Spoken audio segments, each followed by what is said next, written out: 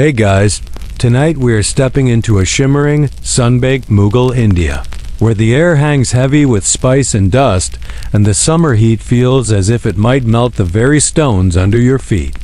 You wouldn't last a day, let alone a full season, without some relief, and that, dear friend, is where ice becomes the unexpected hero of our story. Close your eyes for a second and imagine this: a block of frozen Himalayan treasure, glinting like a crystal in the muggy night, being lowered carefully into a secret stone-lined cellar beneath a palace that smells of rosewater and cardamom. So, before you get comfortable, take a moment to like the video and subscribe, but only if you genuinely enjoy what I do here. And tell me in the comments where you're listening from and what time it is there. Now, dim the lights, maybe turn on a fan for that soft background hum, and let's ease into tonight's journey together.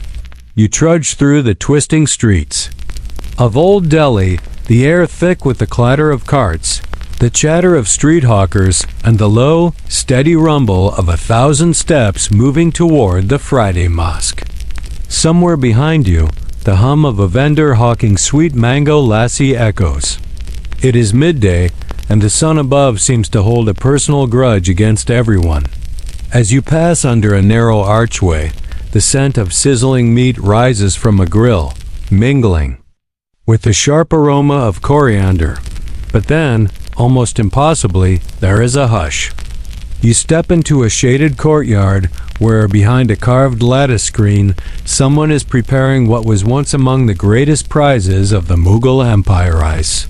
A servant appears with a glazed pottery bowl, its rim chipped from years of use, and inside you glimpse something shining white and impossibly cold. It's a block of ice, glistening under a trickle of scented rosewater. This moment would have felt like witchcraft to someone from centuries earlier. Mughal India was among the hottest places on earth during the blistering pre-monsoon months, and ice was a luxury fit for a king. Historians still argue whether the Mughals learned about ice harvesting directly from their Persian forebears or reinvented the trade with local ingenuity, but either way, they built an entire empire around keeping cool. Even now, you marvel at it. The idea that this ice began its journey hundreds of miles away, clutched by Himalayan peaks where snow clings year-round, gathered by skilled ice cutters who braved howling mountain winds, then packed onto camel caravans and sent hurtling through dust storms and bandits and punishing desert heat, all to rest here, in this quiet courtyard in Delhi, for a royal dinner. You draw closer. The air above the bowl feels almost sacred, a fragile coldness that threatens to vanish in an instant. Someone behind you jokes softly that you probably wouldn't survive even a day in the Mughal summer without this hard-won ice. And you believe them. You wipe sweat from your brow, half tempted to plunge your face into that bowl of icy wonder. For the Mughals, ice was more than a treat. It was a mark of power, the kind of luxury that declared, "I have the means to beat nature itself." The chill from a melting shard of ice, held on the tongue, was a small miracle in a world where clay walls and panka fans struggled against the sun. It was a symbol of empire, drawn from the roof of the world, carried down through kingdoms, and reserved only for the mighty and their closest circles. And oh, what circles they were! Behind those carved marble walls, noble families and palace officials would gather for banquets cooled by blocks of ice, their dishes shimmering with saffron and flecks of gold leaf, while musicians strummed gentle ragas to lull them deeper into key. The night. Outside, the city burned with heat, but inside these walls, winter survived for a few precious hours. The fringe details of this trade feel almost fantastical. There were stories of merchants who made their fortune not on diamonds or silks, but on ice alone. They gambled their entire livelihoods on being able to deliver a cart of ice before the next big festival. Sometimes, they arrived with nothing more than a slosh of cold water left in the bottom of a woven basket. Their fortune melted away. Other times, They were cheered through the streets like heroes for having carried winter to the plains. There is something beautifully human about this entire enterprise, the hope, the risk, the faint ridiculousness of it. You can't help but chuckle, picturing a group of Mughal courtiers, dressed in silks, sweating buckets, desperate for a tiny square of ice to swirl through their mango sherbet as you stand there, watching a servant carve slivers from that prized block. You feel the breeze catch through the courtyard arch, stirring the scent of mint and wet stone. A single droplet of water glides down the side of the bowl, reflecting the golden glow of a lantern above. And you realize that this humble block of ice is as much a miracle as any jeweled throne or ivory tower. In this moment, ice is empire. Ice is survival. Ice is a quiet prayer against a ruthless sun. And you, stepping softly across the tile floor, feel a rush of appreciation for those who once dreamed of winter in a place that nearly burned with heat. You move deeper into the palace courtyard, the hush of awe still clinging to you like a second skin. The servant carefully chips at the ice block, sending tiny shards skittering across the polished tile. A pair of pigeons watches greedily from a parapet, hopeful for a bit of water in this merciless heat. You step closer to a group of workers gathered under a silk awning, their voices low as they discuss the next shipment of frozen treasure. They speak of the great Himalayan harvest, a phrase that seems almost mythical. You imagine it now, the jagged peaks of the Hindu Kush rising skyward, clad in a permanent armor of snow. Cold winds cutting through your bones as you trudge alongside a caravan of men carrying crude iron tools. These are the harvesters of ice, men whose entire trade depends on chiseling blocks from the frozen rivers and burying them in layers of straw and sawdust. The harvest is a dangerous one. One slip on the slick rock and you tumble into glacial waters that could swallow you in a blink. And yet, these ice cutters do it year after year, driven by the knowledge that their hard-earned labor would one day soothe the fevers of a Mughal emperor. Historians still argue whether they were paid in coin or in kind, with food and cloth, but they returned each season, bound to the harvest as faithfully as farmers to their fields. You probably wouldn't survive a single night, camped on those icy slopes, wrapped in a thin wool blanket, the wind howling through the passes with a voice that sounds like a living ghost. But these men do, breathing slow, moving steady, trusting that each block of ice they chisel free will make the perilous journey down to the plains. Little fringe rumor reaches your ears. Some ice cutters believe that if they whispered a prayer to the mountain spirits, the ice would last longer on the journey. Whether that was pious hope or a practical way to calm their fears, no one is quite sure, but the tradition endured for centuries. The idea of sacred words wrapped around blocks of ice gives you a shiver almost as strong as the Himalayan wind. When the cutting is done, teams of porters load the massive slabs onto the backs of camels.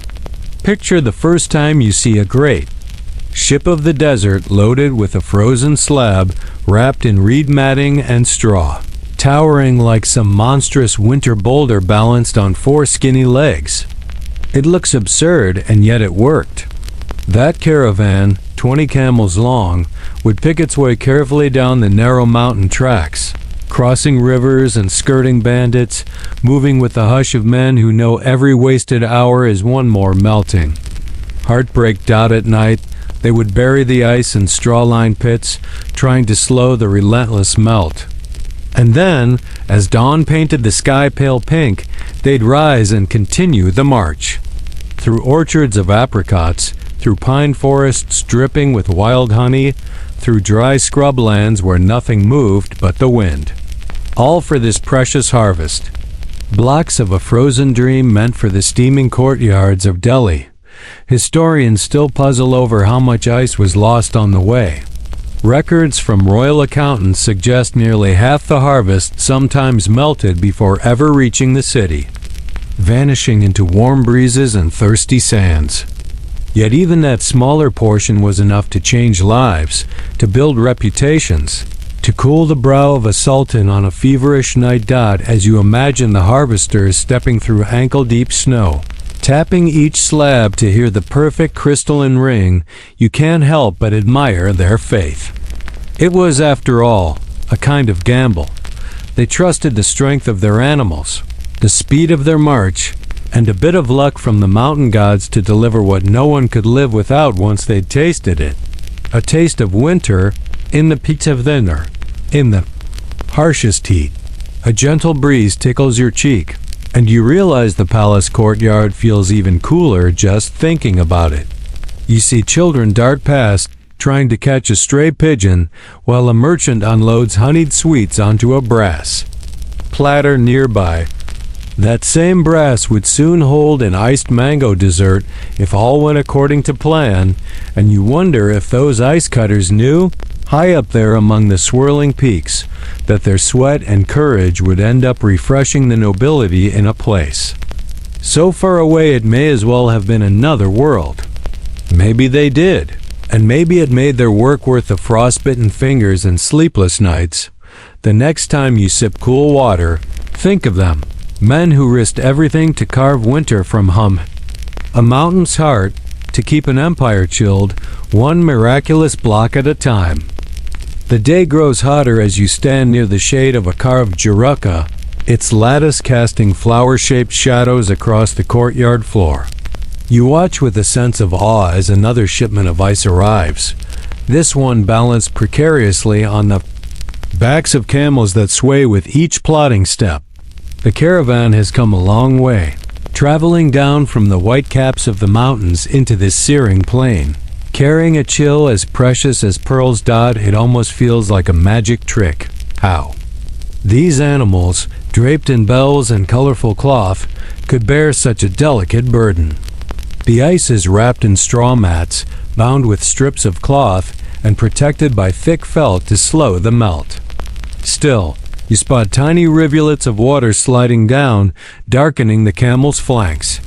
The drivers hurry, shouting encouragement, because they know each moment matters. This is the camel caravan of cold, the beating heart of Mughal India's summer dream. These beasts, the ships of the desert, transform themselves into carriers of winter. Their sturdy feet picked paths through scorched scrublands, through the rust-red dust of the plains, ignoring the heat that would make a lesser creature drop.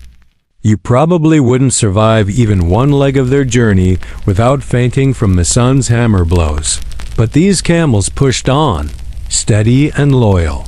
Scholars still argue whether the Mughals first imported this ice-traveling method from Persia or developed it on their own, blending local genius with outside ideas. Either way, the result was breathtaking, a long, unbroken chain of men, animals, and precious ice blocks moving through a landscape determined to swallow them whole. You follow them with your eyes as they pass under the gateway, into the compound of the ice wells. The air seems to hush again, almost reverently, as the camels are relieved of their burden. Men with bare feet and sun-darkened shoulders step forward to carry the wrapped slabs toward the deep cellars below. A fringe rumor comes to mind. People once believed if a camel carrying ice stumbled, it was a bad omen for the entire summer. Merchants, it was said, would sprinkle a pinch of sugar on the animal's nose before setting off, to sweeten its path and calm the gods of heat. You can't help but grin. There is something gentle and silly in the idea of bribing fate with sugar for a smoother journey. One driver carefully lifts a melting shard from the felt, flicking it into his mouth. His shoulders slump with pleasure as the cold hits his tongue, the tiniest reward for weeks of sweat. Then he sets back to work, guiding his animal away, ready for the next mission. Historians still debate how many camels died on these treks.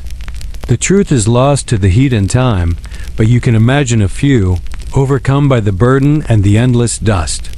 Their sacrifice, though tragic, helped shape an entire empire's sense of wonder and a deep appreciation for that precious moment. When a sliver of ice met a feverish brow dot, you trail the porters as they lower the ice into stone-lined cellars, the cool air rising from below like a ghost of winter. Down there, under brick arches and between layers of straw, the ice will rest until it is summoned to the kitchens, the hospitals, or the emperor's own bedchamber. You pause at the top of the stone steps, peering into the dark coolness, catching the faint scent of damp straw mixed with a trace of mint. It feels like the hush of a deep forest, where the world holds its breath and waits. The camels, freed of their burden, settle outside the walls, chewing lazily on thorny scrub. Their handlers pat them gently, thankful for their loyalty. Somewhere, a boy runs with a copper pot, eager to fetch water now that the ice has arrived. Perhaps tonight, his family will have a chilled drink, a rare delight that would mark them as lucky in a city where heat ruled every corner. You step back from the well, letting the breeze catch your robes, and marvel again at the sheer choreography of it all. Ice cut by men who spoke mountain dialects, carried by camels trained to ignore the sun, guarded by merchants who dreamed of festival riches, and finally placed in the quiet dark of these Mughal ice cellars like a treasure in a tomb. Maybe it seems excessive, a bit theatrical, this obsession with ice. But then again, you can almost taste how sweet it must have felt, that first cool sip after a month of water hotter than bath water, that first chilled mango bite that made even an emperor sigh with gratitude. And you?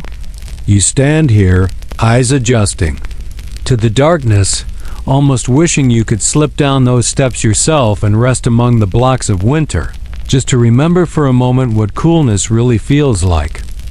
You stay perched near the edge of that deep stone stair, letting your eyes drift over the quiet scene. The ice is lowered one block at a time, guided by men whose bare feet know every ridge of the steps. Their voices blend with the soft scuff of straw bundles, their calluses brushing against cool bricks laid down centuries ago. You feel the chill rise from below, almost breathing against your face like a friendly winter ghost. These are Delhi's secret ice wells, mysterious, monumental chambers buried under layers of city life. If you look down from above, you'd see only an unremarkable courtyard, a cluster of mango trees perhaps, or a dusty side lane. But beneath the ground, the ice waits patiently, guarded by thick walls of stone, laid out in a spiral or square depending on the engineer's whim. Some were so deep you could fit an entire two-story house inside. Brick after brick fitted perfectly to block the savage summer. Historians still argue whether these ice wells were inspired more by Persian yakals or the Indian stepwell tradition. But what matters is they worked, a cool vault where water froze dreams into real, solid hope. There's something comforting in that, don't you think? That people, centuries ago, bent rock and earth to protect a block of melting snow. You step down carefully, your hand skimming a brick surface still damp from the night. The light dims, turning honey-colored as the sun slips behind a parapet, and you let yourself pause halfway down. The air is easy here, fresher, laced with the faint aroma of straw, cardamom, and a trace of mint left from the merchant's waxcloth. You probably wouldn't survive long working in these cellars, lifting ice blocks day after day, but the men who did treated it as a badge of pride. One fringe rumor you overhear from a young porter. They say sometimes the ice well was haunted by the spirit of an ancient chill god, a being who guarded the ice from thieves or careless hands. Maybe that was just a tale to keep children away from dangerous, slippery stairs, but it's strangely believable. Even you feel a hush, as if something old and frosty is keeping watch. The men working here move with the quiet focus of monks. A father passes a sliver of ice to a boy, teaching him how to hold it without dropping a precious drop. A thin blade of metal, so shiny it could be a mirror, slices each block, and the pieces are set in baskets lined with leaves. Every leaf matters, cushioning the ice, soaking up a bit of melt, and adding a subtle fragrance to the air. These baskets will travel soon enough to the kitchens, where cooks hover over pots of syrup and sweet fruits, waiting for the chance to serve up an iced mango or a rosewater sherbet. Imagine their faces when the ice arrives in time. Relief mixed with excitement, like a celebration in the middle of a baking hot summer. You lean against the stone archway, letting the faint echo of dripping water lull you. These wells were more than storage. They were social centers in their own quiet way. Families lived nearby. Merchants gathered outside to trade gossip. Even wandering poets composed verses about the empire of ice as they watched porters file in and out. Historians still debate how many of these ice wells once existed in Delhi. Some say dozens. Others argue no more than 10, hidden under great palaces or along riverbanks. The truth is blurry, melted away like the very ice they protected. But the echoes remain in the stories and stray bricks you can still find in old neighborhoods.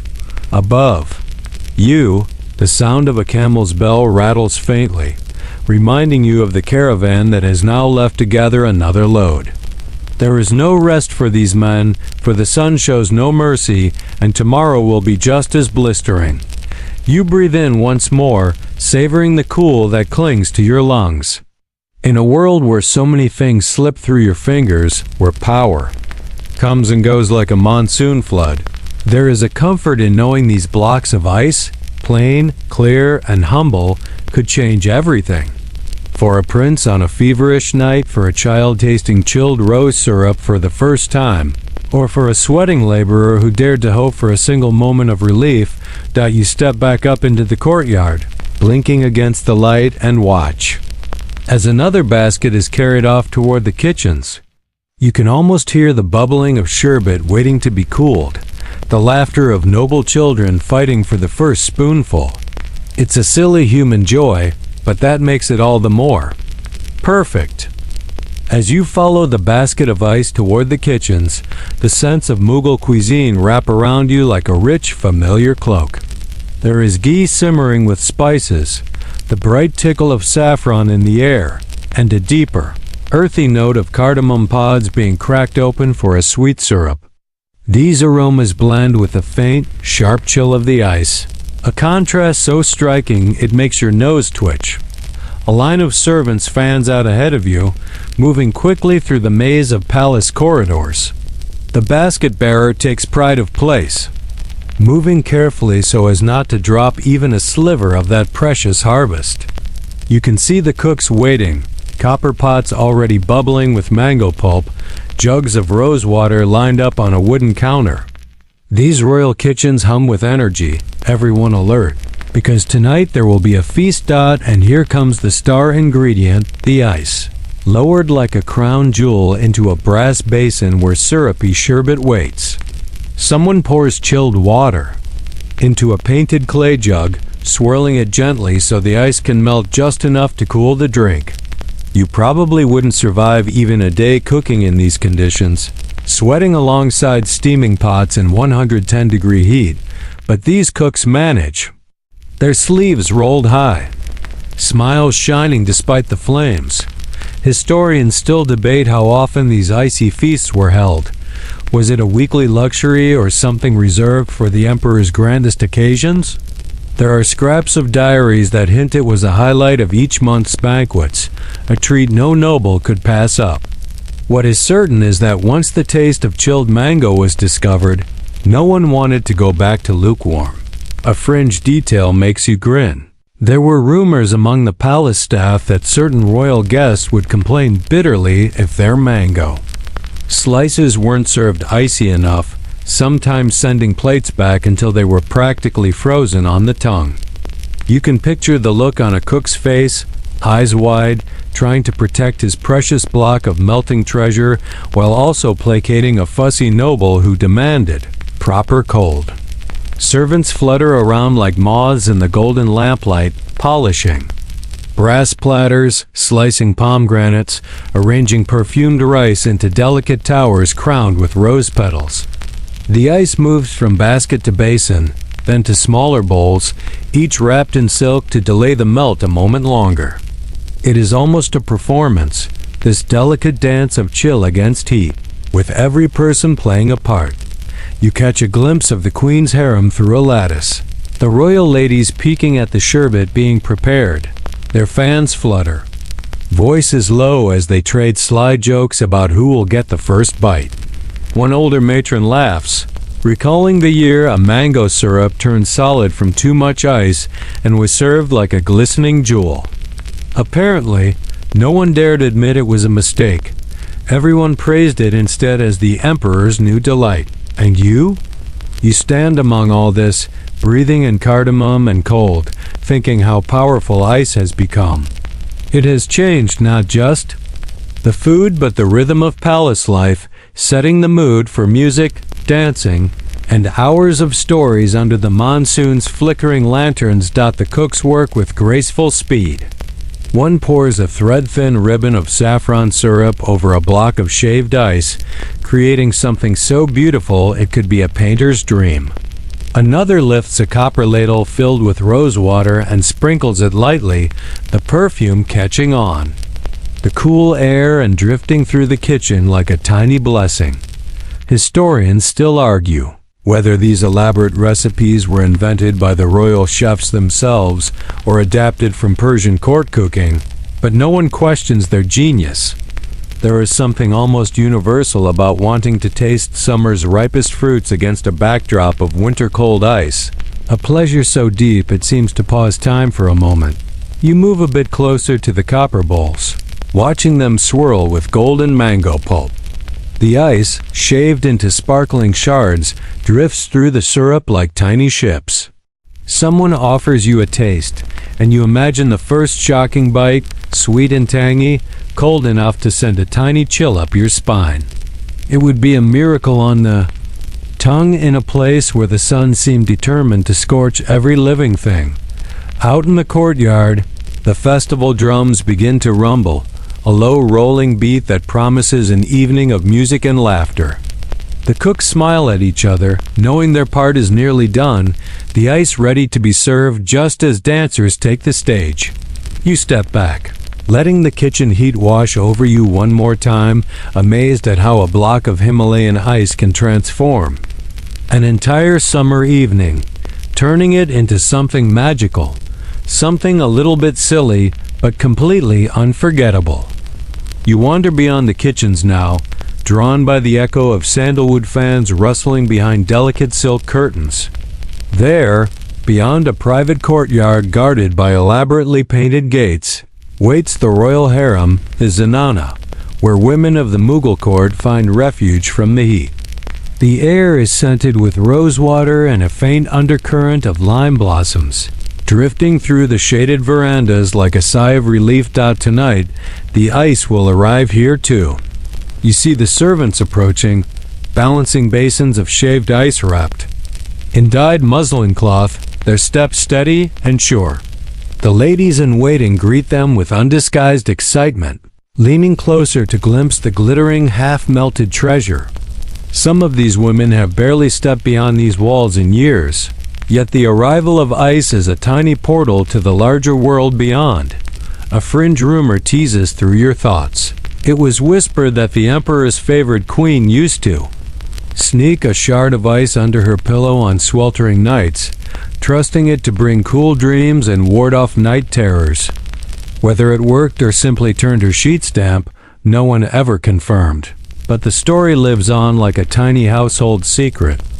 You probably wouldn't survive a single week confined in this maze of silk screens, day after day watching the same shadows slip across the same marble floors, but these women found ways to soften the monotony.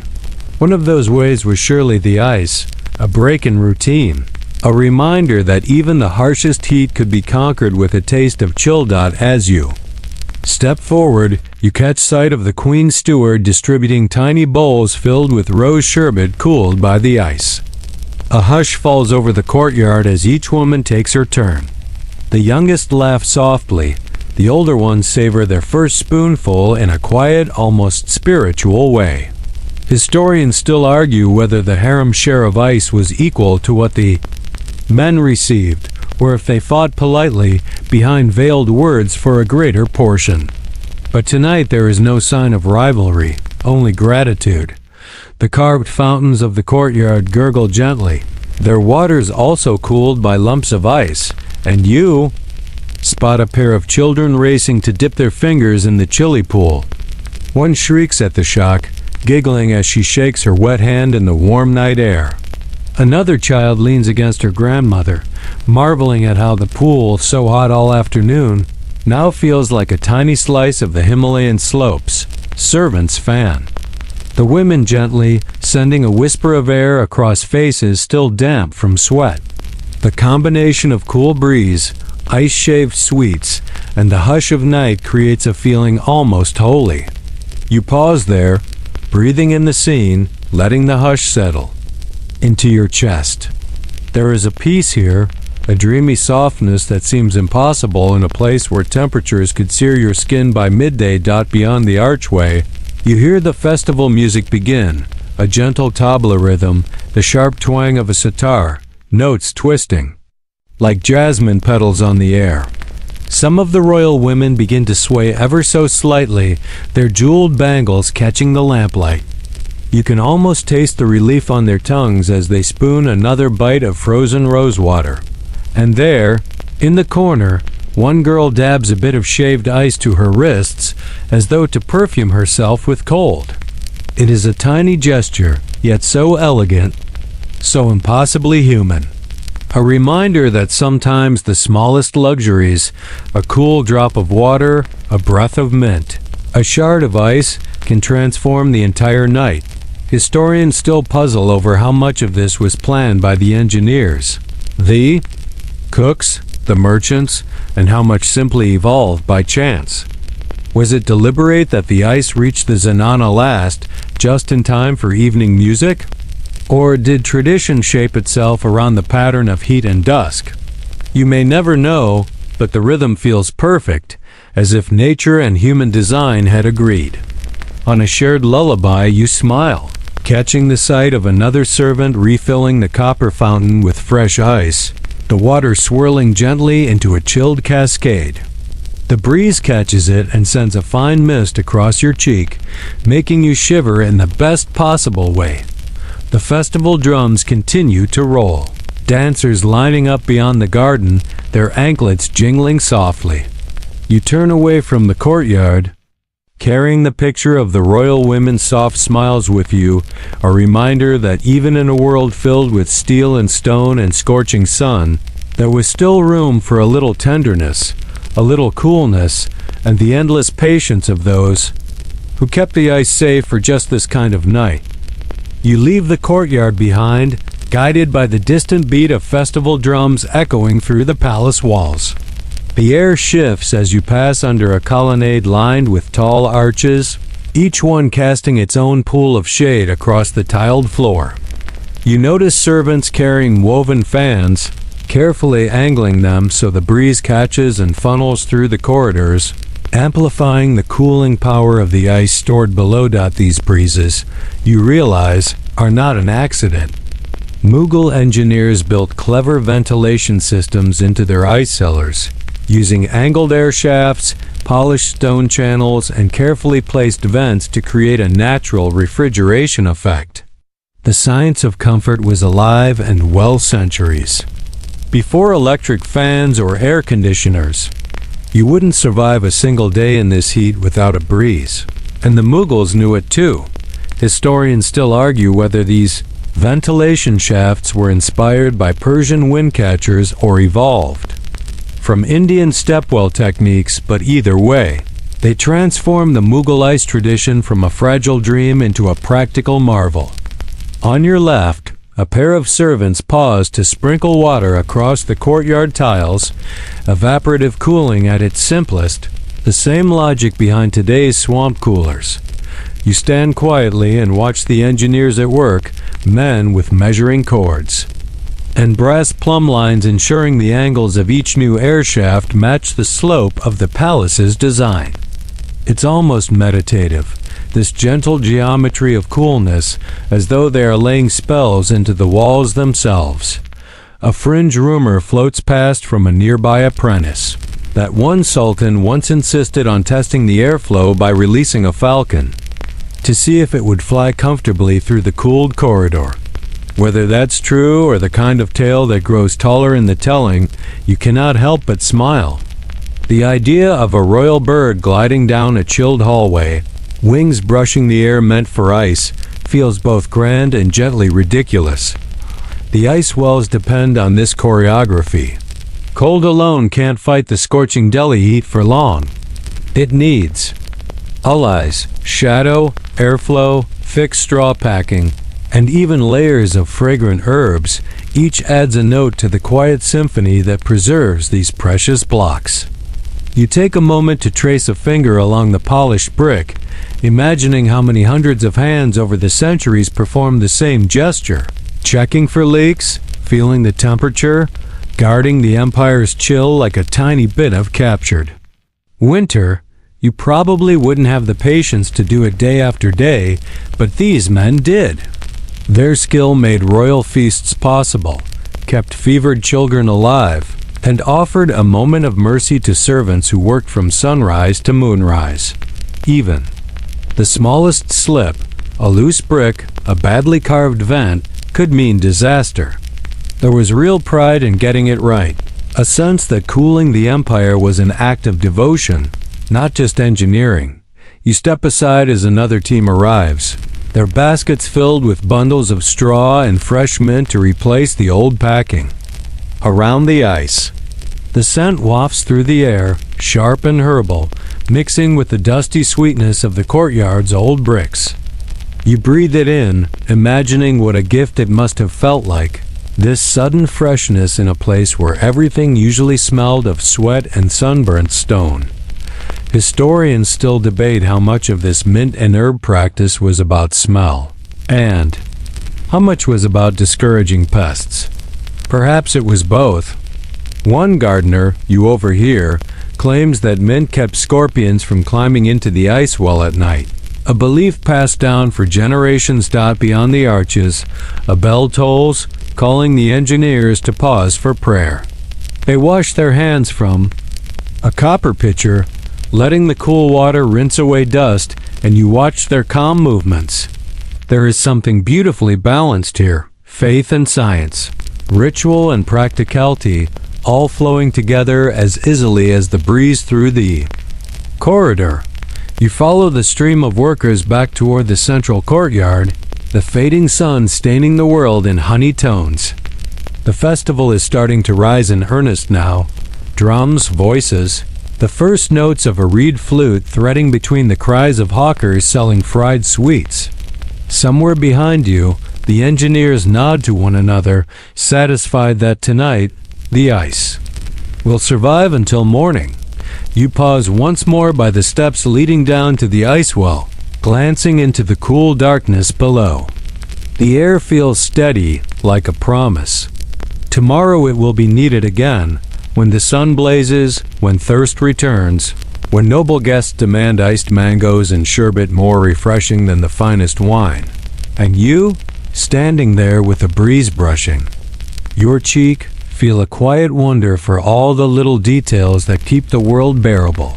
One stone, one vent, one humble mint leaf at a time.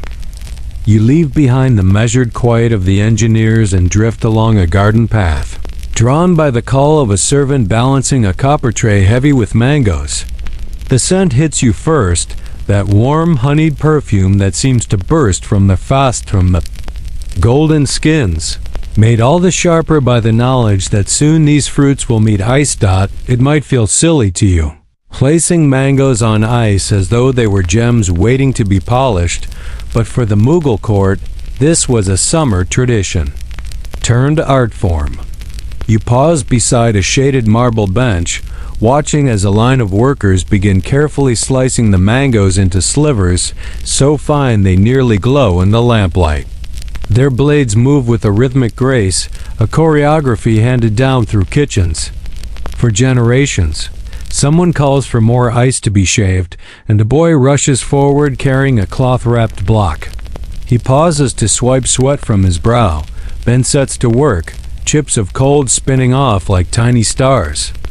That mango, destined to become sherbet, is about to meet its perfect match.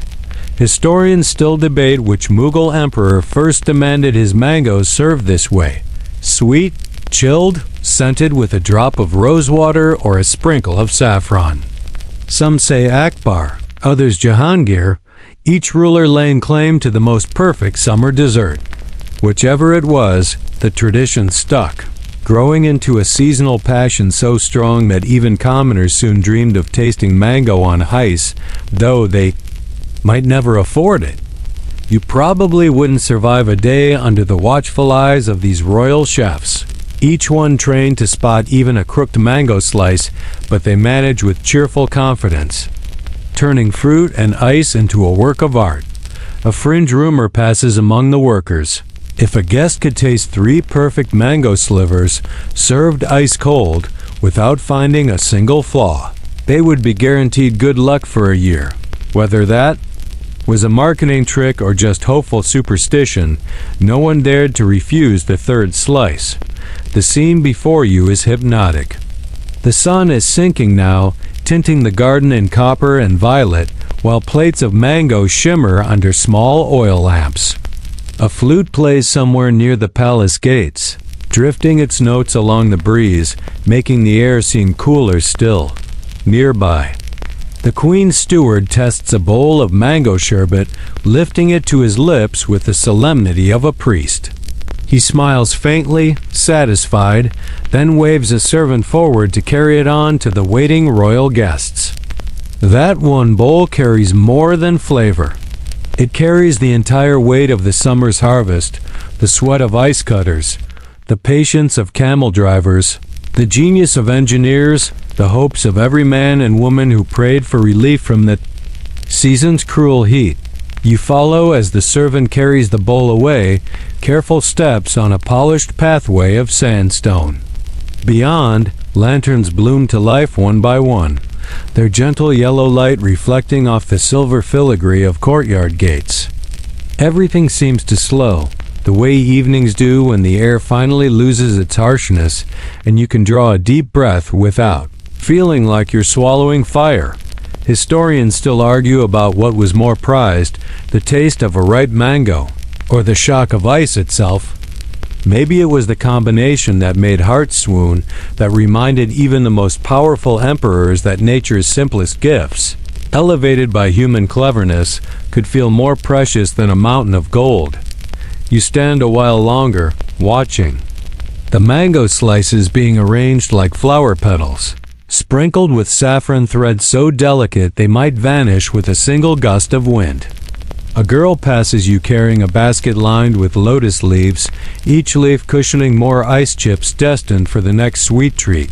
And you, breathing in the mingled perfume of rosewater, mint, and ripe mango, realize how these Mughal ice rituals were about far more than status. They were about a fragile promise that no matter how fierce the summer, there was always a moment of sweetness, a moment of chill, waiting to restore your soul. The flute song rises again, its notes curving through the dusk, and you follow. The servant bearing the sherbet toward a palace chamber lit like a tiny jewel box. Somewhere inside, the first spoonful will touch a royal tongue, and the long, patient chain of men, mountains, camels, and ice wells will have done its miraculous job once more.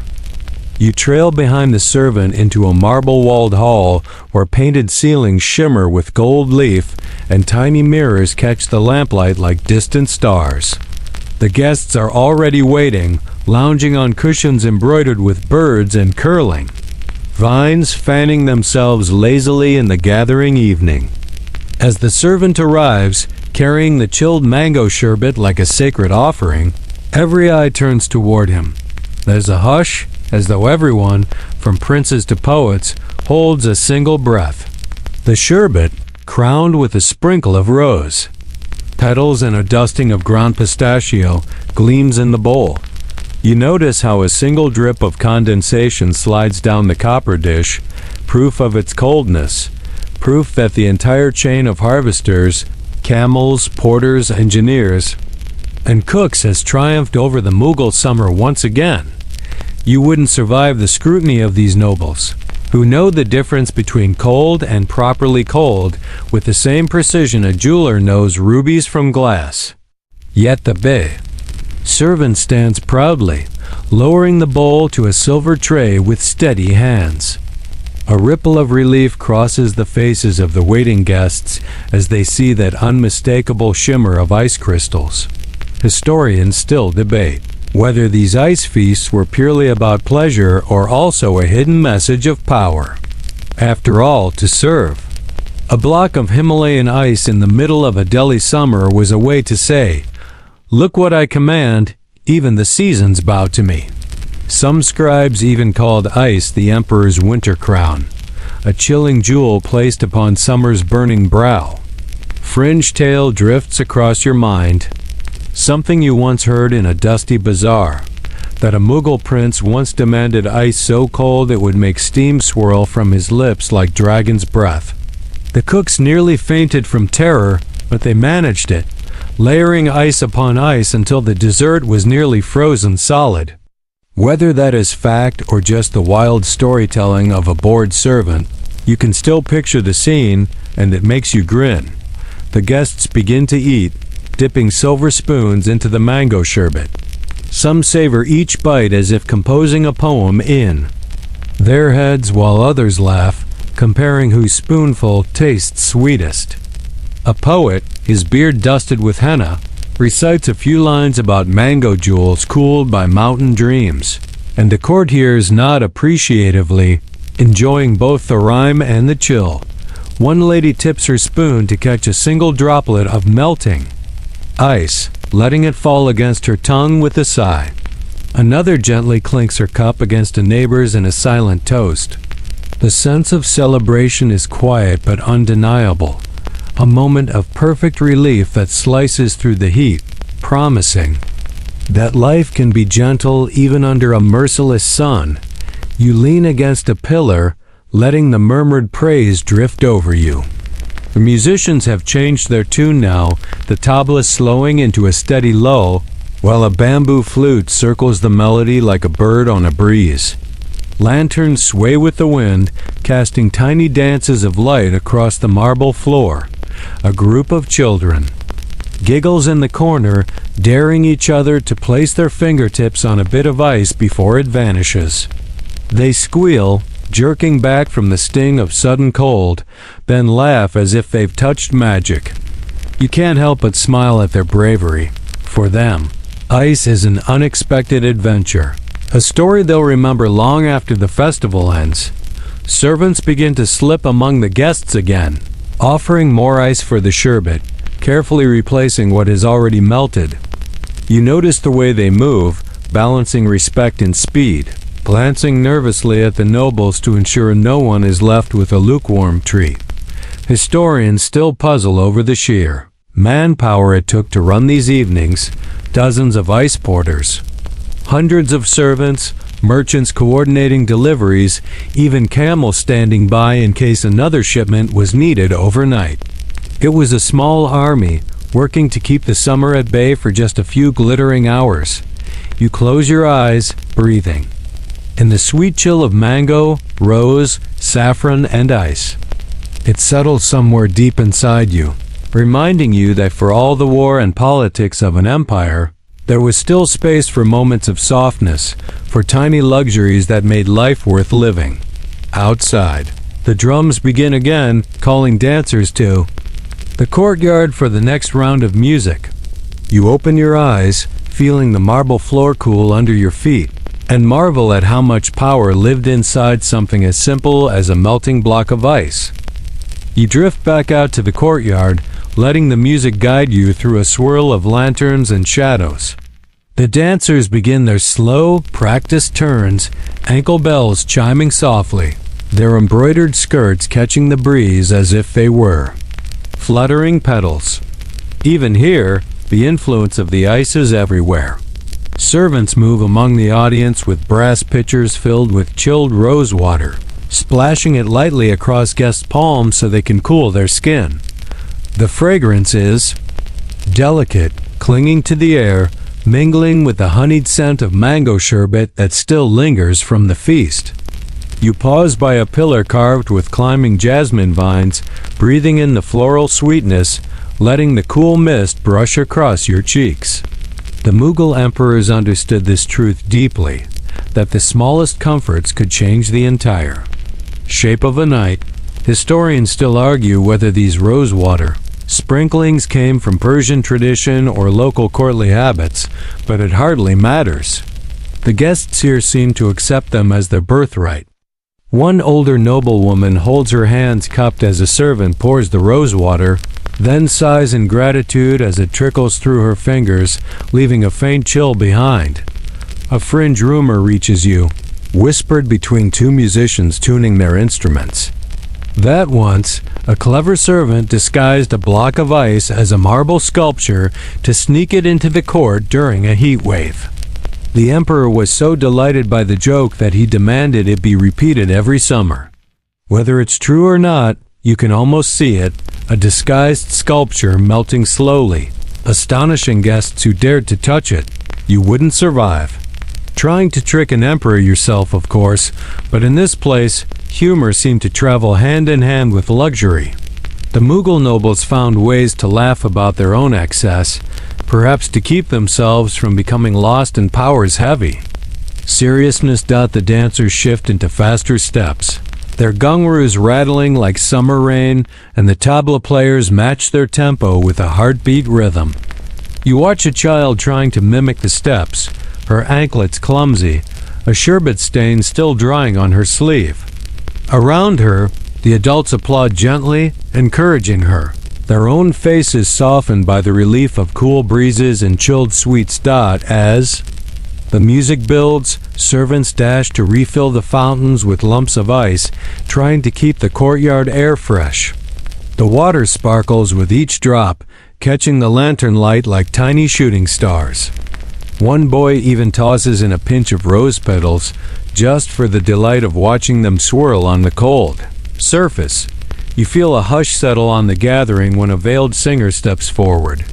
Her voice is quiet at first, then blooms into a melody that seems to float through the night air, winding between pillars and resting gently on the guests. The ice, the music, the rosewater, they work together like threads in a tapestry, weaving a moment so serene it feels impossible that war or hunger or politics could ever touch it. Historians still puzzle over whether these ice-centered evenings were carefully orchestrated diplomacy or simply evenings of pleasure, but you suspect they were both. Here, even rivals might find a moment of shared wonder, watching a bowl of mango sherbet melt into sweetness or hearing a singer's final note hang in the air like a blessing. Fringe detail crosses your mind. You once read that certain Mughal emperors believed ice carried a moral purity, that its clear, untainted nature reminded them of virtue. Maybe that was a convenient philosophy for men who controlled so much power. Or maybe it was a genuine reflection of how something so fragile could still survive the fiercest heat. You breathe deeply, letting the song and the cold air wash over you. There is something calming in this scene, something that makes your shoulders relax, your breath slow, as if time itself has decided to lie down for a nap. Outside the walls, the world is as harsh as ever. There are taxes to collect, disputes to settle, border raids to manage. But here, in this courtyard perfumed with rosewater and cooled by ice from the far-off mountains, all of that seems distant, pushed back for one rare evening. You rest.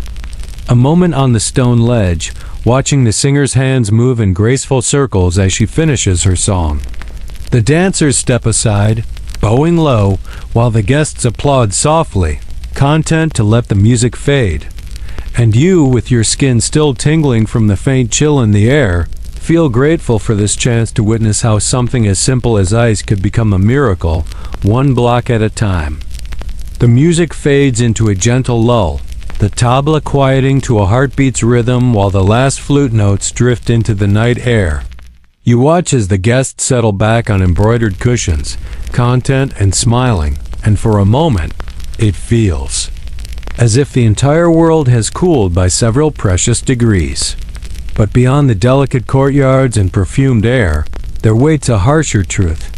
Not everyone in the empire could taste the icy miracles of Mughal summers. You wander through side gate, stepping into the busy streets of the city, where the festival echoes fade into the simpler voices of vendors and neighbors. Here, the air is stifling again, hot as a blacksmith's forge, and the people move slowly, their garments soaked with sweat. A family shares a copper pot of lukewarm water, passing it carefully between them, while a child gazes longingly at a bright painting of a mango on a vendor's sign. This was the great divide of the ice trade. Peasants and city poor could only dream of tasting what emperors took for granted. Even if they heard rumors about the mountain ice, even if they glimpsed the caravans arriving through the gates, those shimmering frozen slabs were far out of reach. Historians still argue whether any official policy tried to ration ice to the poor, but most agree it remained the privilege of the noble and wealthy. A fringe story reaches you as you pass a vegetable hawker. Once, it said, a young street girl fainted from the summer heat near the palace gates, and a sympathetic servant gave her a single chip of ice from a melting basket. She wept with gratitude, telling everyone she'd tasted winter for the first time in her life. Whether true or embroidered, you can almost see her wonder. You wouldn't survive long in these narrow alleys without longing for that same blessing of chill. The shade is thin, the air sticky, and the sound of flies follows every step. Still, you notice the cleverness of these people. They find their own ways to keep cool. Men fan themselves with dried palm leaves, women sprinkle water on clay jugs to chill their drinking water, and children crowd around any hint of a breeze coming down from the river. Historians still puzzle over how those same city poor might have envied or perhaps admired the ice porters who delivered their heavy loads through town. Imagine seeing them pass by, packs steaming faintly as water dripped through their straw wrappings, almost like witnessing a parade of tiny miracles. You pause at a tiny market stall where a seller offers a sherbet made with water, a sprinkle of salt, and a squeeze of lime. No ice at all, yet the same hope for refreshment glows in every patron's face. People sip carefully, eyes half closing in relief, pretending just for a moment that it is as cold as the emperor's frozen feast. A barefoot boy darts through the market with a grin, holding a small clay toy shaped like a mango. Even here, the dream of those distant shimmering ice fruits has trickled down. His grandmother calls him back, warning him not to waste water from their clay pot, because even warm water is a gift on days like this. You feel a pinch in your heart, recognizing how much ice became a symbol of class, of privilege. For Mughal nobles, ice was poetry, power, even a bragging right. For their poorer neighbors, it was a faraway dream, something to imagine, to envy, to wish for as they sat fanning themselves under a burning sun. Yet, in a way, the dream of ice gave them hope too. A reminder that coolness was possible, that someone somewhere had found a way to beat the sun. And maybe, just maybe, that hope inspired them to innovate with shade, with clay, with breeze-catching rooftops, creating their own tiny miracles of survival. You turn away from the market, letting the sounds of children laughing carry you back toward the palace walls. The contrast feels sharp, like stepping through worlds, one of silks and rosewater, the other of cracked clay and copper pots. But both are linked by the same beating summer, the same wish for a moment of chill. And you? You pause at the gate, looking back at the city. Even if ice belonged to kings, you can't help but admire the ordinary people who built their own ways to stay alive, who faced the blazing sun day after day with nothing but determination, a pinch of salt, and a clay cup of hope. You step back through the palace gate, where the air feels almost otherworldly after the bustling, sun-baked streets. A guard nods to you, his beard neatly oiled and twisted, his armor polished despite the heat. You move past him and into a narrow passage lined with carved marble screens, the breeze flowing through their delicate patterns and bringing with it a faint chill. That chill, you realize, might be more than comfort. It might be medicine. Inside the palace's inner chambers, you come across a pair of royal physicians conferring in hushed tones. Between them sits a small brass bowl where a chunk of ice floats, slowly melting. One physician dips a cloth in the water and lays it across a young boy's forehead, the boy's face flushed with fever. His breathing eases as the coolness sinks into his skin. You pause, watching, and feel an almost holy sense of calm wash over the room. Mughal doctors used ice as a powerful cure. They believed it could cool not just the body, but the mind. In a world without antibiotics, without modern treatments, a fever could kill. Ice was a miracle, a silent prayer against disease. Historians still debate whether Mughal physicians understood anything about germs or infection, but their observations of cooling the skin and reviving a fainting patient were uncannily effective. A fringe rumor drifts into your thoughts that one emperor refused to see his royal astrologer for weeks after recovering from a fever, because the astrologer had predicted his death. The physicians, armed with cold cloths and shaved ice, had proven stronger than fate itself. You smile at the idea, picturing a frustrated astrologer pacing outside the marble doorways, muttering that no one should trust medicine more than the stars. You wouldn't last long without medicine in this climate, and neither would they. Beyond fevers, ice was used to treat inflamed joints, to calm a person's mind after days of exhaustion, even to settle tempers after a heated argument. In the court, the Mughal chronicles describe a faintly comic scene where an angry prince, on the verge of ordering a duel, was handed a chilled sherbet. The sweet, cold drink soothed him so well he forgot why he was angry in the first place. You look around the physician's chamber, noticing the herbs laid out on linen cloths, saffron, fennel, black cumin, tulsi leaves, each one carefully labeled. The ice water is sometimes mixed with these herbs, a sort of medieval cooling tonic. The boy with the fever sighs, turning onto his side, and you see the relief in his mother's eyes.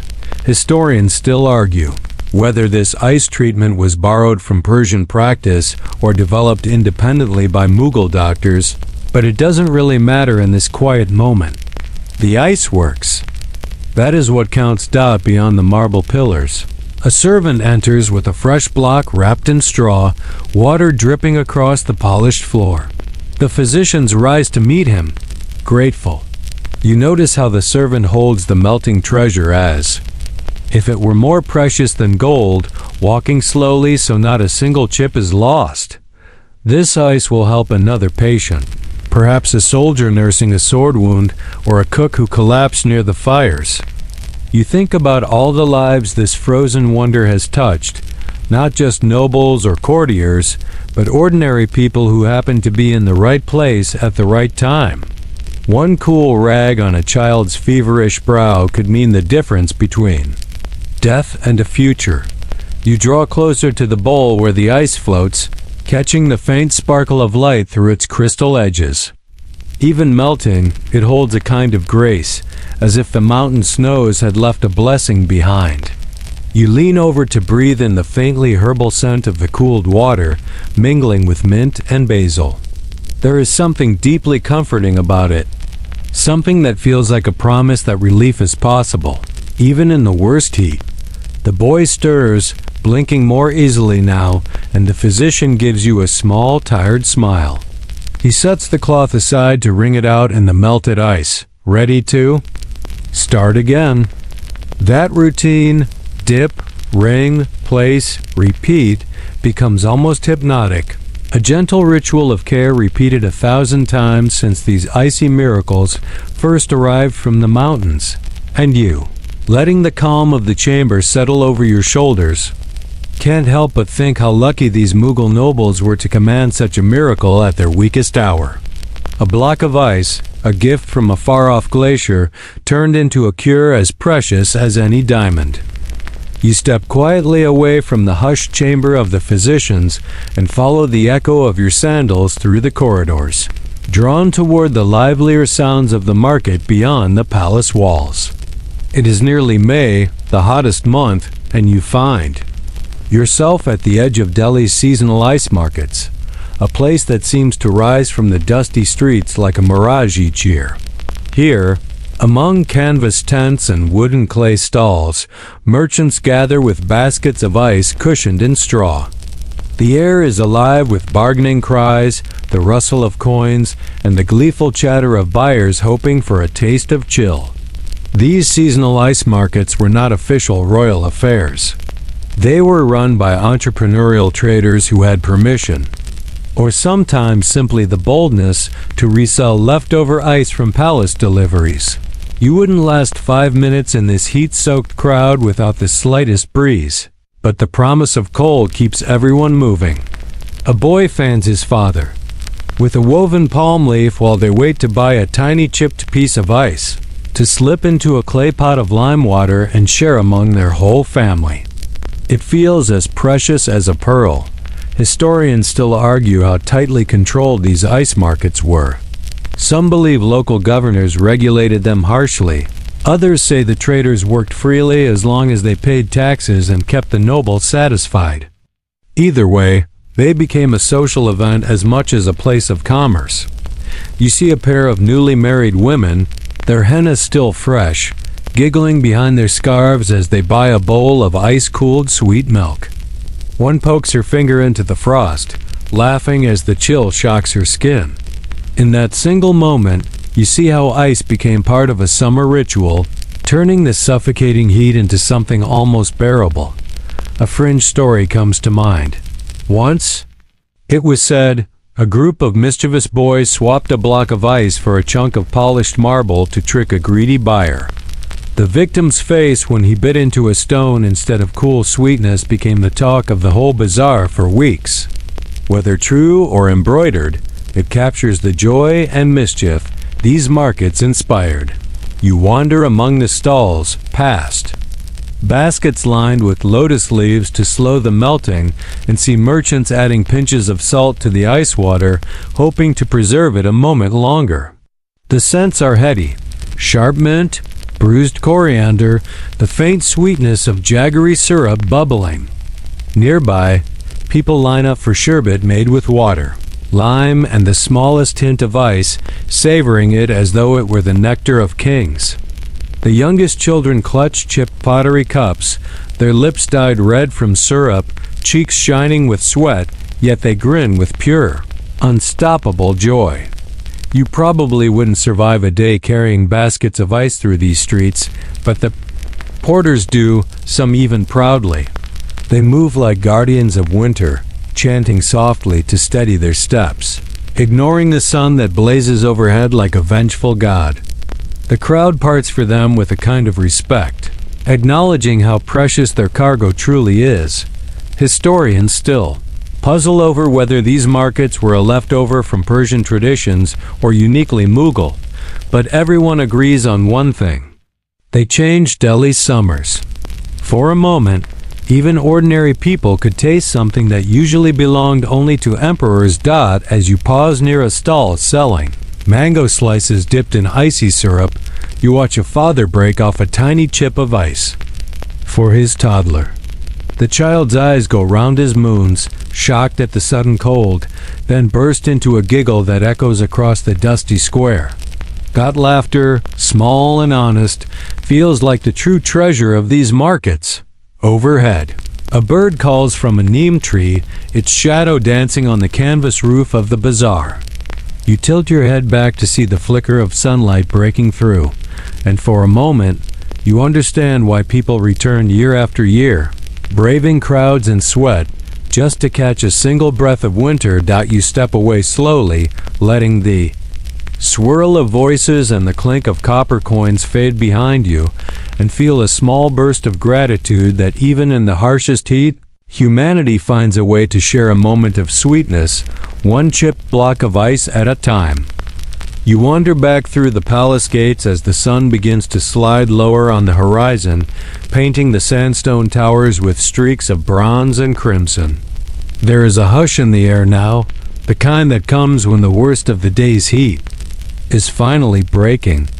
You follow a trail of porters heading toward the side kitchens, their baskets still heavy with ice, destined for those who guard the empire's chill through the night. They are the silent servants of the ice, strong-armed, sun-darkened, quietly devoted to a mission no less vital than any sword-bearing soldier. They step through marble arches with measured precision, balancing blocks on their shoulders, careful not to slip even as sweat runs in rivers down their faces. You pause and admire them, these protectors of something as fragile as a sliver of winter. You probably wouldn't survive even a day in their shoes, trudging back and forth between ice wells and palace kitchens, risking burns from the sun and bruises from clumsy stone steps. And yet they move with a rhythm of pride, as though they know their work keeps an entire empire from collapse. Historians still debate whether these men were paid well or treated like disposable labor. Some records hint they were skilled specialists, respected for their knowledge of storing ice, while others paint a harsher picture of endless drudgery. Whatever the truth, you see the quiet dignity in their eyes as they lower the ice into fresh straw, then repack it with mint leaves and damp cloths. A fringe rumor catches your ear. Once, a porter was said to have fought off a bandit trying to steal a melting block. The story claims he guarded it like a soldier guards a king's crown, refusing to let a single shard be wasted. Whether myth or fact, it fits the air of courage these men seem to carry. You follow them deeper into the back halls of the palace, past storerooms stacked with copper jugs and polished platters, where ice is portioned for the next day's feasts. The coolness here is faint, but precious, and you feel it ghosting across your cheeks as though the ice itself is breathing on you. The porters work in near silence, except for a boy who tries to whistle a folk song between gasps of effort. His tune is off-key but oddly soothing, a reminder that even the hardest labor has its moments of gentle humanity. Another older man scolds him lightly for wasting his breath, but then smiles, unable to hide his pride in the boy's spirit. Historians still argue about how these ice cellars were designed to keep men working through the hottest hours. Wide steps, gentle slopes, extra ventilation holes, all small acts of mercy to ease the burden of carrying cold treasure in an oven of a city. Some say the Mughal architects cared more for the ice than the men.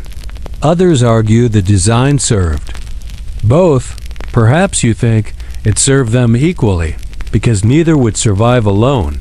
The porters paused to splash cool water across their faces, then returned to their work, lifting each block of ice as if it weighed nothing. They carefully brush away bits of straw, keeping the surface pristine for the nobles who would later taste its chill in a cup of mango syrup or feel it on their fevered brow. One older porter, his beard streaked with gray, pats a block of ice, almost fondly before sending it on its way. You catch a trace of pride in his glance. This was his life's work, a mission bigger than himself. Keeping the ice alive was keeping hope alive. You step away from the hum of their labors, letting the moment settle. Outside, the festival sounds are starting again. Tabla beats, flute trills, the chatter of guests who have no idea what it took to make tonight's luxuries possible. But the porters know, and you know, and there is a quiet comfort in that. As the boy tries another off-key note, you smile, reminded that music, ice, sweat, and laughter somehow all belong together. This night, with its fragile chill and gentle lights, would not exist without these men whose names might never be written in any book. but whose legacy is coolness itself. You close your eyes, savoring one last brush of mint-scented air, and whisper. A silent thank you to these guardians of the ice, whose strong backs and steady hearts kept the Mughal summer from swallowing the world whole. You follow the echo of your footsteps back out into the palace courtyard, where the last of the sunlight dies behind the crenellated walls and a violet dusk takes its place. Lanterns begin to glow one by one, their flames swaying gently in the night breeze. The music of the festival returns, soft and steady, like a lullaby weaving through the fragrant air. Tonight, more guests arrive through the Grand Gate. Poets, merchants, visiting nobles, all eager to experience the legendary Mughal cool. They step into the courtyard, blinking in wonder at the breeze scented with rosewater and cooled by the carefully stored ice. One by one, their shoulders drop, their faces ease, and the summer seems to lift off their backs as if by magic. You pause by a marble bench, breathing in the sweetness of the night. Ice has transformed this palace into an oasis, and you can feel that wonder vibrating through every conversation. A group of visiting poets from Bengal exchanges verses about ice-born pearls and mountain blood carried on camel hooves. Their words are half praise, half prayer, wrapped in gentle humor that makes you smile. Historians still debate whether these literary gatherings were formal contests or simply social pastimes, but you sense they were both. The Mughals prized language as much as any jewel, and ice became a perfect muse for their imaginations. A fringe rumor floats among the guests that once a famed poet deliberately let his sherbet melt so he could write about lost beauty. The taste is a memory. He wrote, "No less sweet for being gone." Whether that is true or just the exaggeration of artists, you can picture the scene, and it makes you grin. You wouldn't survive the judgment of these poets if you tried to join in, your own tongue twisted with nerves, but here no one notices. You can relax, drifting along the edge of the conversation, taking in the words like cool water for your mind. Near the fountain, musicians are tuning their instruments again, plucking the first cautious notes of a ragini as guests settle into low cushions. The fountain itself has been restocked with lumps of ice, its water sparkling under a curtain of floating rose petals. Each drip of melt seems to echo, a tiny heartbeat reminding everyone that time is precious, and the moment should be savored. You watch as a servant offers tiny glasses of spiced lassi to a trio of travelers, each cup chilled with a single precious sliver of ice. The travelers lift their drinks as if to toast the very mountains that birthed that frozen wonder. Even here, in poetry, in music, in these carefully staged delights, there is a kind of reverence for what ice represents. Hope, relief, even a hint of power. Historians still puzzle over whether the Mughal obsession with ice was ever criticized as wasteful, but in these courtyard moments, no one seems to care. They are too grateful, too enchanted, to think about politics or the struggles of the laborers who made this night possible. The ice, for these guests, is magic, pure and simple. One poet begins to recite a line about a lover's breath as cool as snow, and a chorus of polite laughter rises among the guests. You can almost hear the playful debates about whose lover had the coldest kiss, or whether ice was more powerful than perfume for stirring a heart. The conversation is silly, yes, but sweet, like a bedtime story for grown-ups that you find a quiet corner near a carved screen, letting the night air slip through to your skin. The faint chill soothes you after your journey through the city streets earlier, and you close your eyes for a moment, letting the music and laughter wash over you. There is peace here, a sense that even a world filled with battles, taxes, and rivalries can pause just for an evening to celebrate the miracle of a melting block of ice. As the music begins to swell, you open your eyes again, catching the lantern light glinting off a fresh bowl of mango sherbet being carried to yet another group of eager guests. And you, breathing in that mingled perfume of cardamom, rose water, and a whisper of mint, feel grateful to be here, a quiet witness to a moment when even the fiercest summer must bow to the power of coolness and the poetry of human dreams. You shift away from the poetry circle as the night deepens, drawn toward the steady hush of the storage cellars once more. The porters have returned, busy restocking the wells, carrying fresh straw and bits of mint to keep tomorrow's ice from melting too fast. There is a quiet seriousness in their faces. The festival may bring laughter and song, but their duty never ends. You watch them move through the half-lit arches like shadows, balancing baskets on their shoulders, their feet, whispering across the stone floors.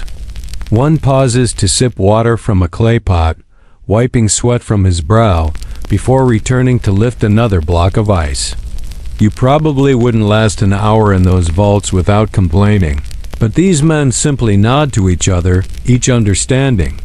The silent bond of those who guard the empire's chill. Historians still debate how these ice vaults were first designed. Some claim a Persian engineer brought the earliest plans, others argue they evolved from India's stepwell tradition. But here, in this moment, none of that seems to matter. What matters is the miracle of surviving the sun. A fringe rumor ripples among the porters that if you slept down here on a straw mat, with ice stacked all around you, you would have dreams of snow leopards roaming the mountains. One boy, maybe 14, swears his uncle tried it once, woke up shaking from visions of a white cat with eyes like polished emerald. You grin, half wishing you could slip down there yourself and test the story. The older men tease the boy, reminding him that sleeping among the ice is strictly forbidden, too dangerous, too tempting to slip into a chill too deep to wake from. Still, the story passes on, a tiny charm to break the monotony of their endless labor. You lean against a pillar, letting the faint cool of the cellar rise around you. In the near dark, the blocks of ice stacked among straw seem to glow, catching slivers of moonlight sneaking through ventilation shafts. They look like crystal treasure, the kind a wizard might hoard in a cave, gleaming with its own secret light. One porter carefully brushes a loose thread of mint leaf from the surface of a block, a ritual so tender it could belong to a mother, brushing a child's hair. That tenderness is striking. You realize that to guard ice is to guard the hope of the entire palace, perhaps the entire city, in this ferocious summer.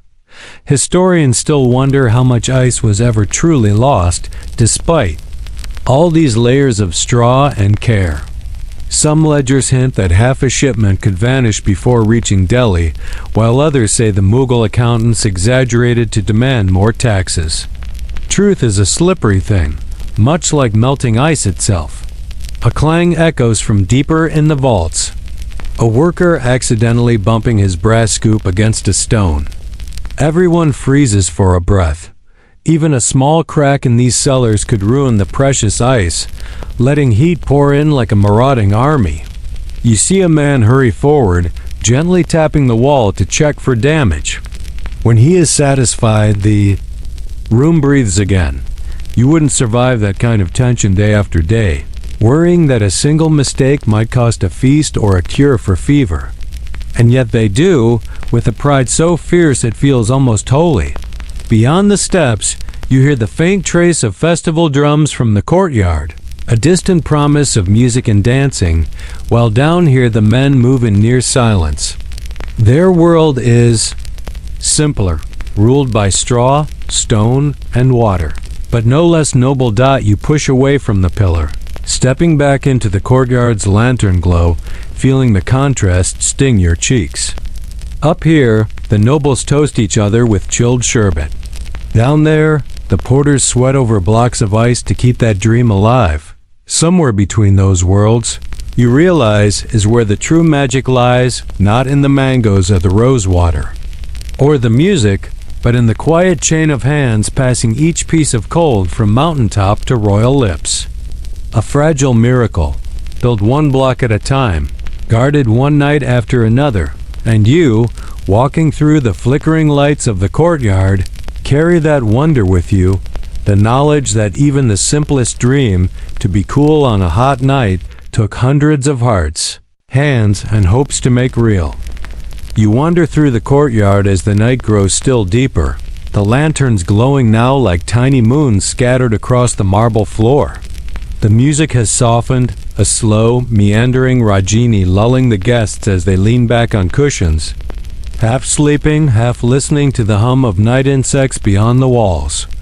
The festival is winding down, but you see servants still moving gracefully among the guests, carrying new bowls of ice-cooled rose sherbet.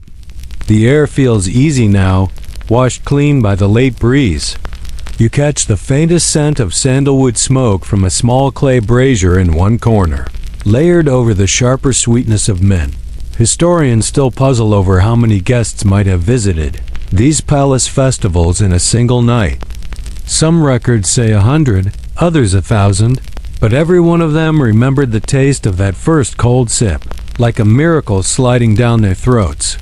A fringe rumor flickers through the night that once, the emperor himself stood on the balcony above, watching guests below and testing their reactions to the ice. If he saw someone truly gasp at the cold, he would reward that servant with a ring of gold. Whether true or just a servant's daydream, you can almost picture the royal eyes glinting with amusement above the balustrade. You wouldn't survive being so closely judged yourself, but these guests seem happy, forgetting their worries in the sheer delight of mango pulp, rosewater, and ice. The chatter is low, full of silly jokes and sleepy compliments, like children at a summer campfire. One noblewoman tips her bowl, chasing the last melted sweetness around the rim, then laughs. As a drop lands on her wrist, she dabs it with a silk handkerchief, smiling at the cold spot left behind. A young poet leans closer, trying to capture her expression in a few whispered lines of verse. You stand under a carved arch, letting the shadows wrap around you like a blanket. In the distance, you hear the camels shifting at their tether lines, already half rested for their next journey north to gather another harvest of ice. That sound, earthy and honest, anchors the festival in something real, a reminder of the hard miles behind every glittering bowl of sherbet. A porter wanders past you, headed back toward the storage cellars, carrying an empty basket lined with damp straw. You see a faint smile on his face, as if even he feels a touch of pride knowing the night's ice lasted long enough to please every guest. Historians still debate how much was lost in melting, how much was saved, and how much was simply offered to the gods of heat as a necessary sacrifice.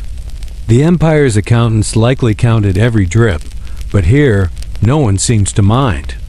They are too grateful to question. A faint breeze stirs again, catching the tips of the rose petals floating in the fountain. They swirl in circles, like tiny dancers performing their own quiet farewell. You watch them for a moment, hypnotized, your breathing falling into the same easy rhythm. Then you step closer to the musicians, who now play so softly you can mistake their music for the sound of water itself. The tabla is a slow heartbeat, the flute a long sigh, and somewhere above it, a distant night bird calls once before falling silent. You probably wouldn't last through a Mughal summer without these moments of beauty, the ice, the music, the rose-scented breeze, and you suspect neither would anyone else. This night is more than luxury. It is a survival strategy, a way for souls to heal from the hammering sun. A servant appears with a copper jug of fresh water cooled by a sliver of leftover ice and pours you a cup. You lift it to your lips, tasting the faint chill, and close your eyes in a tiny prayer of thanks. It feels like you are sharing in a memory as old as the empire itself. Something simple and miraculous and fleeting. You stand there for a while, longer, watching as the guests begin to drift away, calling out soft goodbyes to one another, their voices gentle as moth wings. And in that gentle hush, you see how even the fiercest empire could pause to be human, to celebrate something as delicate as the pleasure of cold on the tongue. You slip from the courtyard once more, drawn by the quiet footfalls of the last porters as they move through a hidden side corridor. There, lanterns swing gently from hooks set into sandstone walls, their light trembling over bundles of straw and piles of folded cloth. The night has grown thick and heavy, but the ice must still be watched, still be guarded until dawn. You follow one porter who carries a final block of ice wrapped in lotus leaves, its corners already dripping under the soft warmth of night. His shoulders sag a little, but his steps are steady, moving with that calm dignity only long practice can bring. You wouldn't survive the strain of carrying such precious cargo so delicately, but these men seem to wear the task like a second skin. Historians still puzzle over how these overnight shifts were organized. Did each man have an assigned route, a designated block, a sworn oath of loyalty to protect each tiny kingdom of cold? Or did they simply work in harmony, guided by experience and a fierce sense of pride? Either way, it worked.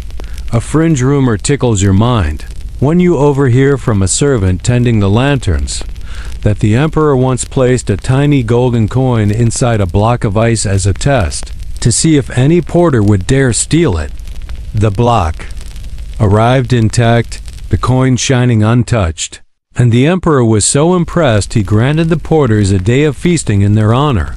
Whether true or just a fable, it feels exactly right for this place, where trust is everything. You step deeper into the quiet, the air growing colder with each stone stared downward, until it feels like you stepped into another season. The chill soothes your skin after the courtyard's closeness, and for a moment you just breathe it in, letting it calm your mind. Down here, the men move slowly and precisely, packing fresh straw, patting down claws to soak up drips, shifting the ice blocks as carefully as you might cradle a sleeping child. They speak in hushed voices, respectful of the way sound echoes through stone. It is a small miracle of teamwork, and you pause to admire it. Historians still debate how much ice was meant for the emperor alone, and how much filtered out to the queens, the children, the guests. But you can see the porters themselves never made such distinctions. Every block was sacred, every shard a lifeline to fight the sun. You catch a scent of mint again, the leaves laid carefully among the straw to help preserve freshness. One of the younger boys tries to chew on a stray stem, only to be scolded gently by an elder who reminds him that even herbs are precious here. The boy laughs, apologizes, and returns to his work, a bright grin breaking through the fatigue. You wouldn't last long among these men, whose backs bend again and again through the hours of the night, but you feel grateful for their patience. They are the true guardians of these ice miracles, holding them steady until sunrise. A faint breeze sneaks through a ventilation slit high on the cellar wall, stirring the ends of the straw. It is so slight, so careful, that you can almost hear the relief in the air itself, thankful for even a moment of movement. These subtle tricks of architecture, air shafts, stone angles, shaded entryways, remain, centuries later, works of genius. You stand there a moment longer, then follow. The porters back up the stairs, emerging once again into the warm night. The festival is mostly done, just a few musicians still strumming drowsy notes while guests trade the last sleepy farewells. You pause, letting the glow of the courtyard lanterns wash over you, and think how this empire, with all its armies, its treasures, its poems, might truly have depended on the simplest things of all: cold, water, and the silent loyalty of the men who kept them safe. You feel a breeze tug against your sleeve as you step back into the courtyard's edge, carrying the scent of rosewater and wood smoke. It reminds you of how the night is woven together, thread by thread, block by block, into a tapestry of coolness and calm that helps everyone, from prince to porter, to rest for another day. You drift one last time through the courtyard, where the final echoes of the festival fade into a calm hush. The musicians have packed away their flutes and drums, their bare feet dusty as they wander home beneath the winking stars. Lanterns sway lower now, their flames softened, their light wrapping the marble floor in a gentle golden glow. The guests are gone, the laughter hushed, but the air still carries the breath of rosewater, faint mint, and the sweet memory of mango sherbet. You stand for a moment, letting it wash over you like the end of a lullaby, each note slower than the last, calling you toward sleep. Nearby, a pair of servants begins clearing away dishes, copper plates stacked with the last drips of melted ice, and sticky sherbet clinging to their edges. They work methodically, almost reverently, as if handling sacred relics. You wouldn't survive their patience tonight, after so many hours, but they move with a quiet grace that makes even a simple cleanup feel peaceful. Historians still argue over what happened to the leftover ice. Was it offered to the palace guards? Was it fed to the palace animals? Or did the servants sneak a taste, letting it melt against their own tongues as a stolen reward? Whatever the truth, that ice never went to waste. A fringe rumor reaches you from the shadow of a column. That one night, an emperor ordered the leftover ice buried under a neem tree so the earth itself could remember the miracle of cold. Each spring, they say, the tree bloomed with sweeter leaves because of it. Whether true or myth, the story feels like a perfect final chapter to the night. You follow a path toward the garden once more, where water ripples through a shallow marble channel, its stream cooled with the day's last chips of ice. The water feels alive, refreshed, carrying away the day's heat along with it. Fireflies gather above the surface, blinking their tiny lights as if saluting the breeze. You pause there, watching the fireflies, breathing in the night, and remember. All the hands that kept this evening alive, the porters, the cooks, the merchants, the engineers, each one a quiet guardian of comfort. A block of ice might seem a small thing, but you see now how many lives revolved around protecting it, preserving it, serving it. Historians still puzzle over whether these ice celebrations began with practical medicine or pure delight. Maybe it was both, a moment of sweet relief wrapped around a necessary cure for fevers and exhaustion. The Mughal emperors were nothing if not masters of turning survival into beauty. You wouldn't survive in their world for long, you realize, but you can admire it from here through the soft lens of a night grown calm and thoughtful. It makes you wonder if someday, centuries later, people will marvel the same way at your own small comforts. A fan humming, a glass of cool water, an ice cube clinking, and a summer drink dot as the garden grows even quieter. You hear a night bird calling from a fig tree, its note steady, almost meditative. You lean against a pillar, letting your shoulders relax, and watch the courtyard empty itself of footsteps. All that remains is the hush of water, the scent of flowers, and a trace of cold air that still lingers where the ice once lay. One porter passes you on his way to rest. Basket empty now, his steps slow but sure. You catch a faint gleam in his eye, pride, or relief that the night has gone well, and you offer him a silent nod of respect, knowing how much he has given so that the nobles could sleep peacefully tonight. The lanterns dim, the marble glows softer, and you breathe deep, letting the night draw you gently toward rest. There is a grace in this empire of ice, a wonder that even the fiercest summer cannot quite destroy, and you carry that wonder with you, tucked quietly inside like a promise. The night deepens until even the last echo of music is gone, leaving only the steady hush of a world preparing to rest. You stand in the courtyard, letting the marble cool your bare feet, listening to the faint sound of the palace breathing. Distant voices, a splash of water in a fountain, the gentle clatter of copper dishes being stacked for tomorrow. You notice how the porters, finally finished, gather at the steps of the ice cellars, stretching their tired arms and sharing a quiet grin. They look half asleep on their feet but content, their night's labor done. One of them lifts a hand in a lazy farewell, then disappears down a side passage to catch a few hours of precious sleep. The ice wells lie sealed now, wrapped in straw and lotus leaves, waiting for the sunrise heat to test them all over again. You pause at the edge of a stone stair, peering into the darkness where the faintest sparkle of stored ice still glows, like a single star fallen from the sky. That tiny shard, you realize, carries an empire's dream of comfort, of survival, of pride, a reminder that even the mightiest rulers need something cool to soothe them. Historians still argue whether all these elaborate rituals were worth it, or whether simpler ways could have sufficed. But you suspect it was never only about the ice itself, it was about hope.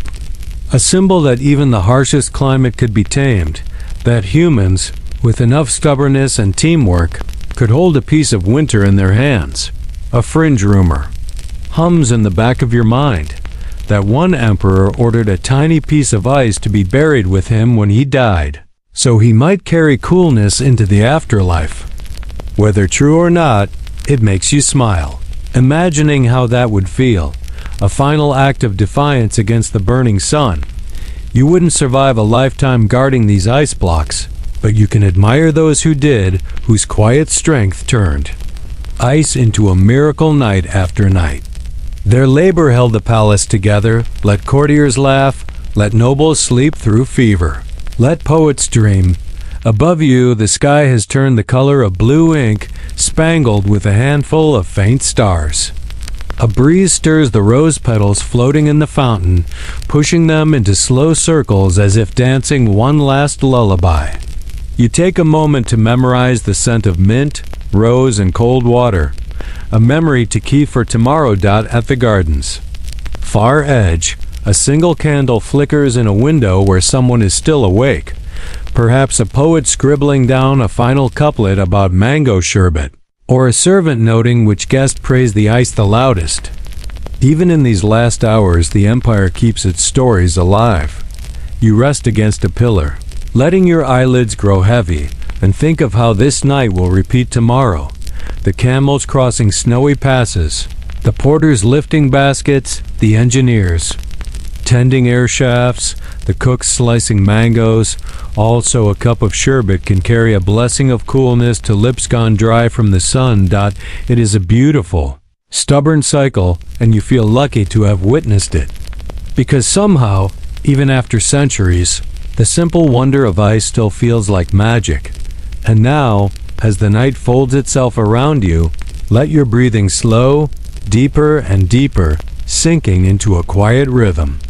You can still feel the faint chill of the ice, as if it has brushed across your cheek one last time, leaving you refreshed, comforted, at ease. You remember the music, the poetry, the small bursts of laughter in the courtyard, and you let them settle in your mind like soft petals drifting to rest. Imagine the gentle weight of a summer night, no longer so harsh, softened by a breeze scented with mint and rose water, carrying with it the hush of sleeping porters and the peace of a courtyard emptied of voices. You can picture the marble floors, washed clean by lantern light, glowing with a softness that holds no sharp edges, only calm. As your thoughts begin to slow, think of the men who kept the ice safe, their steady hands, their patient hearts, working together to hold a tiny sliver of winter safe through the fiercest heat. Let their devotion remind you that even in the most overwhelming moments, human kindness and cooperation can make a miracle out of the smallest things. Feel the stillness in the air now, a cool hush wrapping around you, soothing every worry and every restless thought. There is nothing more you need to do, nowhere else you need to be. Let your eyes grow heavy.